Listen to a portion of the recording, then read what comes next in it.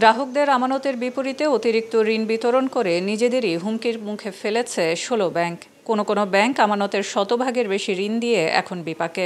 বাংলাদেশ ব্যাংকের তথ্যমতে ডিসেম্বর পর্যন্ত প্রচলিত ধারার ৯টি ব্যাংকের অতিরিক্ত ঋণ দেওয়ার হার ৬২,৬৪০ কোটি টাকা।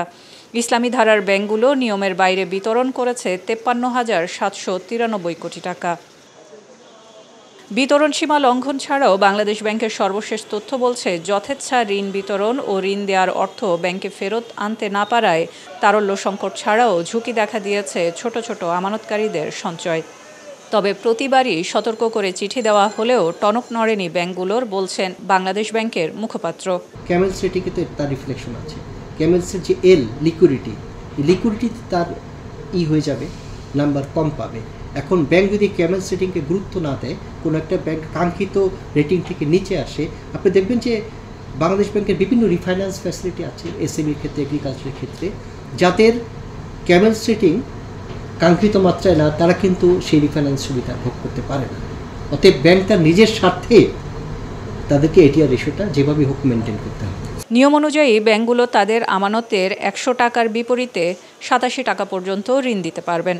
ইসলামী ধারার ব্যাংকগুলো প্রাপ্ত আমানতের ভিত্তিতে ঋণ দিতে পারবে ১০০ টাকায় ৯২ টাকা।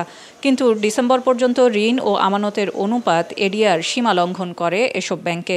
এর মধ্যে ন্যাশনাল ব্যাংক ১১.৫৬%, এক্সিম ১১০.৬৮%, এবি ব্যাংক ৯৮.৫৪%, জনতা ব্যাংক ৯৪.৬৬%, বেসিক ব্যাংক ৯২.৬২%, স্ট্যান্ডার্ড ব্যাংক ৯৫.১৪%, ইউসিবি ৯১.৩৯% এবং আইএফআইসি ৯১.৩৪%, বাংলাদেশ কমার্স ব্যাংকের ১৪০.০৫% এবং ইউনিয়ন ব্যাংকের ১১৫.৬৩%।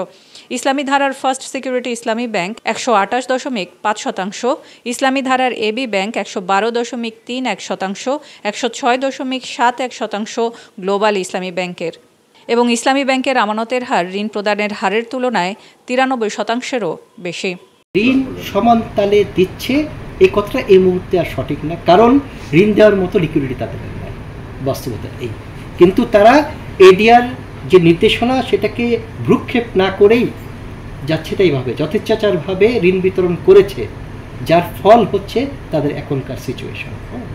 অতএব তাদেরকে অবশ্যই এটার হলো কি একটা মাল্টিপল একটা ইফেক্ট তাদের মধ্যে পড়েছে। এক নম্বর হলো ব্যাংকের যে নেতিবাচক চিত্র জনগণের কাছে উন্মুক্ত হয়ে গেছে।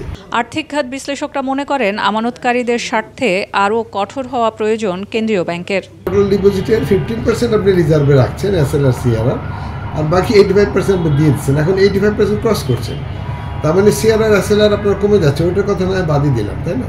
এখন আপনি লোনটা দিচ্ছেন না, এখন আপনি হয়তো একটা ভালো একটা লোনের প্রপোজাল পেয়েছেন, হয়তো একটা টার্ম লোন বা আপনার লং টার্ম লোন, যেটাকে আপনি ফাইন্যান্স করতেছেন কীভাবে করতেছেন? তো আপনি মানি মার্কেট থেকে টাকা বড় করবেন, তো আপনি লং টার্ম ফাইন্যান্স করতেছেন আপনি শর্ট টার্ম বড়োই দিয়ে। এটা কত বড় একটা রিস্কি ব্যাপার, ঝুঁকিপূর্ণ ব্যাপার। এটা ব্যাংকের জন্য একটা বিরাট ঝুঁকি। লং টার্ম ফাইন্যান্সিং করতেছে, তারপরে আপনার শর্ট টার্ম বরোয়িং করে, তার মধ্যে আবার this is the non comply, this is the violating the Bangladesh bank regulation. চতুর্মুখী এটা কিন্তু একটা অনিয়মের খেলা। তো সেই জন্য একটা অনিয়মকে আপনি আশ্রয় প্রশ্রয় দিলে সমস্ত অনিয়ম কিন্তু সে এক্ষেত্রে এইগুলোকে প্রতিরোধ করার জন্য সবচেয়ে ভালো উপায় হচ্ছে, সবচেয়ে বড় উপায় হচ্ছে যে central bank must be very strict.